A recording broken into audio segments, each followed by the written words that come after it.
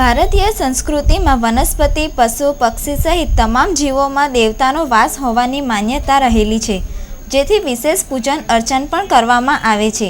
શ્રાવણ માસની વદ અને સુદ પાંચમના દિને નાગ પાંચમની ઉજવણી કરવામાં આવે છે અને નાગ દેવતાની પૂજા કરી તેઓની કૃપા દ્રષ્ટિ રહે તે માટે પ્રાર્થના કરવામાં આવતી હોય ભરૂચના વિવિધ મંદિરોમાં મહિલાઓએ નાગ દેવતાનું પૂજન કર્યું હતું. ભરૂચના દાંડિયા બજાર સ્થિત અતિ પૌરાણિક ભૃગુ ઋષિ મંદિરે નાગ પાંચમ નિમિત્તે વિશેષ રૂપે નાગમણી દર્શનનું આયોજન ભાર્ગવ પંચ દ્વારા કરવામાં આવતા ભરૂચના આંગણે પ્રથમવાર નાગમણીના દર્શન માટે વિશાળ સંખ્યામાં શ્રદ્ધાળુ ભાઈ બહેનો ઉમટી પડ્યા હતા. નાગમણીના દર્શન કરી શ્રદ્ધાળુઓ અભિભૂત થઈ રહ્યા હતા અને આયોજકો પ્રત્યે આભારની લાગણી પણ વ્યક્ત કરી રહ્યા હતા. નાગમણી દર્શનના અનોખા કાર્યક્રમથી ભરૂચના શ્રદ્ધાળુઓની લાગણીને ધ્યાનમાં લઈ આગામી નાગ પાંચમે પણ આ રીતે નાગમણી દર્શનના આયોજન માટેના પ્રયાસો કરવાની ખાતરી ઉચ્ચારી હતી.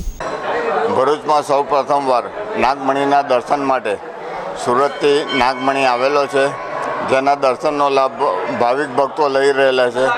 આ પાંચમને દિવસે પણ છે, આવતા પાંચમને દિવસે પણ રાખવાના પ્રયત્નો ચાલુ છે. 1995માં મને આ મણીની પ્રાપ્તિ ભાવિક તરફથી થઈ હતી.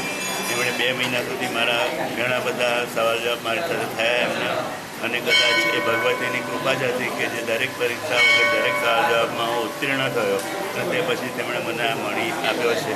અને 2004થી મેં જાહેર દર્શનમાં મૂક્યો. 1995થી 2004 સુધી મારી અંગત પૂજામાં મણી હતી અને 2004થી મેં મંદિરમાં જાહેર દર્શનનો મૂક્યો. આ વખતે ભૃગુ ઋષિ આશ્રમમાં અને ભરૂચમાં દ્રષ્ટિઓ મારી પાસે સંપર્ક કર્યો, મેં એમનો સંપર્ક કર્યો અને તે પછી આજની નાગ પાંચમે અમે આ મણી દર્શનમાં જાહેર દર્શનમાં મૂક્યો છે. આધુનિક યુગમાં પણ ભારતીય સંસ્કૃતિના તહેવારો અને ઉત્સવોની પરંપરાગત ઉજવણીનો અનેરો ઉત્સાહ આજે પણ લોકોમાં જળવાઈ રહ્યો હોય તેમ લાગી રહ્યું છે. અહીંયા મણી મૂકેલી છે તે બહુ લોકો ઉમટી પડ્યા છે જોવા માટે અને બહુ ભક્તિપૂર્વક થઈ રહ્યું છે ને અમારા દર્શનનો લાભ ખૂબ શાંતિપૂર્વક અને ખૂબ સરસ દર્શન થયા છે અમારે. હા, બહુ સરસ. ભરૂચમાં પહેલી વાર દર્શન થયા છે અને બધા સરસ શાંતિપૂર્વક લાભ લઈ રહ્યા છે. નાગ પાંચમના દિવસે મને મણીના દર્શન કરવા મળ્યા છે. હું પોતાની જાતને બહુ ભાગ્યશાળી માનું છું.